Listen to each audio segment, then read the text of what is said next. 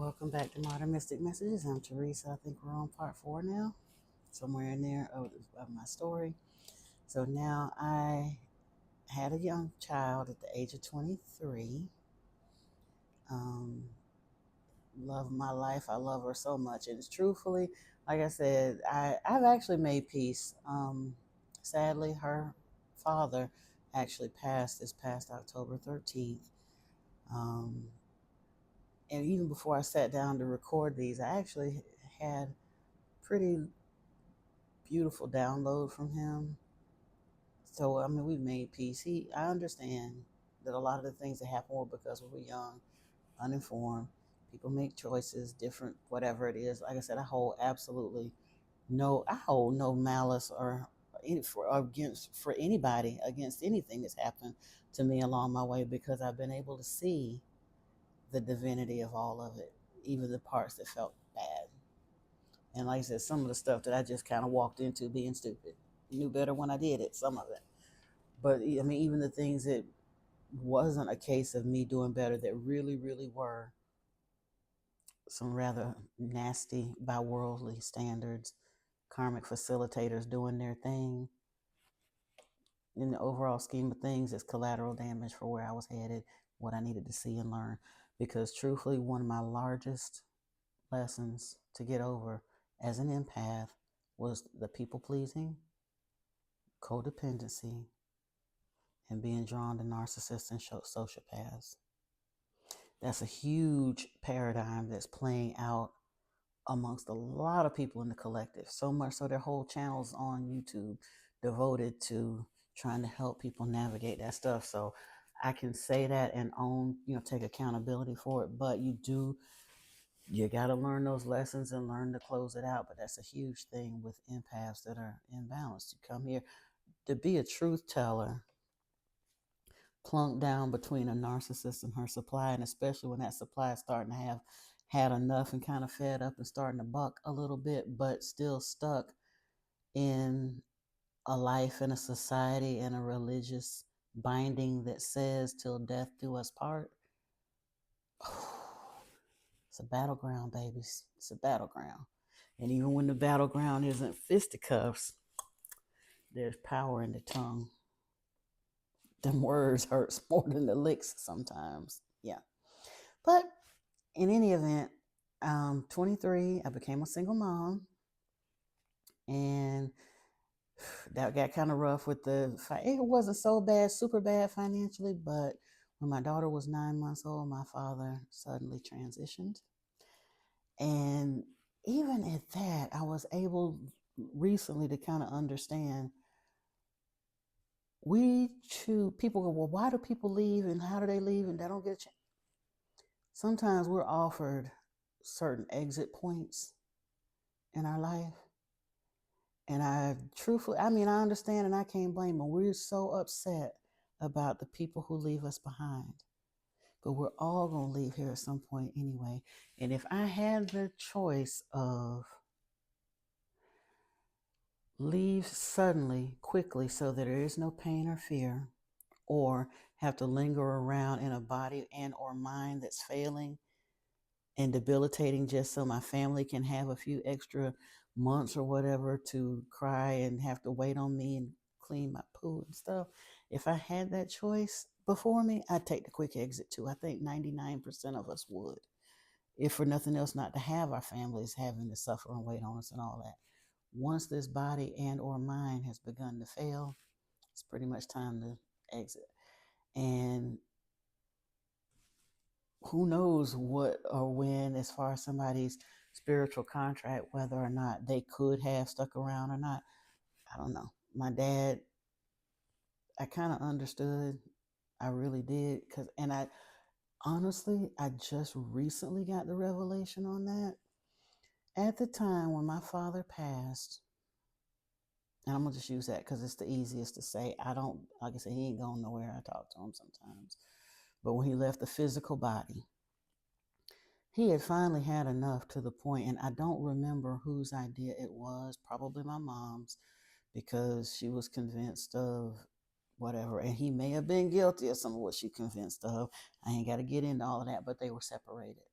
He had actually moved out into a little hotel in town, but they had been separated for months. And ironically enough, the morning that he passed, he had come by the house briefly, and they were supposed to be going to meet a lawyer about some land or something they were doing business wise. Now I don't know what lawyer they were going to meet on Saturday morning, but okay.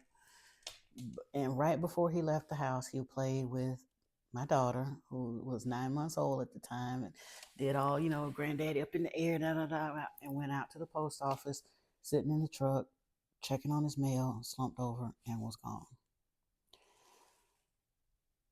Now, recently, Spirit kind of made me go back and look through that to see the bigger picture and understand exit points. If my father had not passed, my mother that morning had decided, well, maybe because truthfully, things had gotten quieter around the house. Of course, he's not there. They're not arguing. And truthfully, she was missing him. And because there was some distance between them then and a little bit of a buffer zone, even when they did come together, it was much more amenable. And she had decided and said to me right that morning, minutes before the phone rang to tell us to come to the post office, she had said that looks like maybe he's learned his lesson. She was going to invite him to move back home. And Spirit had me remember that because when they were showing me exit points, and I completely understood immediately. Because you and I both know a narcissist does not change their stripes that easily. She was missing her supply and she needed him back. And if she had taken him back, and again, I love both my parents and they both gone, but they both also given me permission to speak on these things because people need to understand some of the larger things and themes at play here in our program Matrix. But if he had gone back home, he'd have been miserable. And here's the thing, a hit dog will holler. Daddy wasn't typically a violent man. He struck out at her one time or threatened to, and me and my sisters all threatened him with bodily harm. So it wasn't like he had a habit of beating on people. But once you get out of a painful cycle and then are forced back into it, anyone could snap. Or even if he didn't snap, he would have still been consigned to going back to misery. Nobody wants to be yelling and scoop hooping and screaming at each other all day, but she would pick and she would literally prod him. And I've seen it. I've seen it so many times. Men that get a bad rap for being so horrible in their family and all the kids mad at them and the whole nine. I saw it happen in another situation. I'm not going to name them because that ain't my blood family, but I mean, it's my children's blood family. But everybody thought that daddy was a so-and-so. And he had his faults, no doubt. But at the end of the day, I also watched his wife play him like a fiddle. And the same thing happened in my household. My mother was considerably smaller than my dad, and everybody loved her out in the public too. Both of them were very well loved in public, but she was not a submissive wife. She had a mouth on her. And she was very, very belligerent about a lot of things. Very much in her toxic masculine energy. I don't know what she went through earlier in life that put her at that point. Again, everybody got their own stuff to deal with. I'm just saying, I understand why it would be very likely that on a cosmic level, if he was faced with taking a rapid exit out at that point versus going back into that, how and why he might have decided, okay, you know what, I'm good, I'm out. Because they had been at it for years. Like I said, at this point, I'm 23 years old, and they had been yelling at each other for 20 of them years that I know of. But anywho, after my dad passed, my mother, between her diabetes being out of control and her sparring partner being gone, however you want to call it, I don't know. She literally turned on me like a snake. We had been fine. We had been what I thought was close up until that point, even beside the religious differences. I'm just saying in a relationship. But she became very, very harsh with me, so much so that by the time my oldest was like 2, almost 3, I moved out. And I didn't have the money to just move out and be, whatever, because she had pretty well into my finances and stuff too, which were very limited in a small town. But I wound up moving into the projects because that's what I could afford at the time. And it so happened to have one in my area.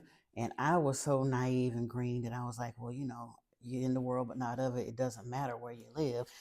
No, there's environments, energies, entities around certain places. A lot of things go down.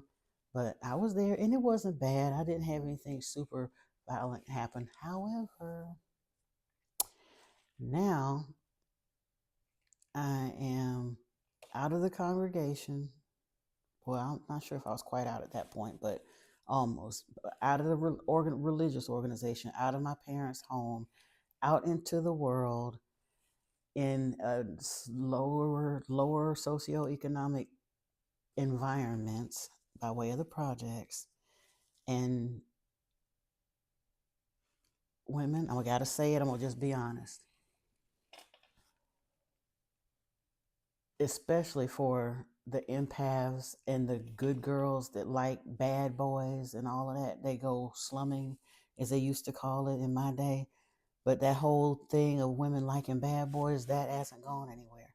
But when you don't have no money, even still, bad boys really, in principle, don't change, period. But the economic ways they maneuver kind of changes. I was just checking the time. But trying to get along with the women in that environment put me in a position to be on notice or be noticed by and considered low hanging fruit to a lot of the bad boys in that area. And half the time, here's the thing, ladies, they're bad boys by our measure. Half of them men don't even know they're not good men because they're usually raised in so much dysfunction that they honestly think that god awful ways that they wind up treating women is cool.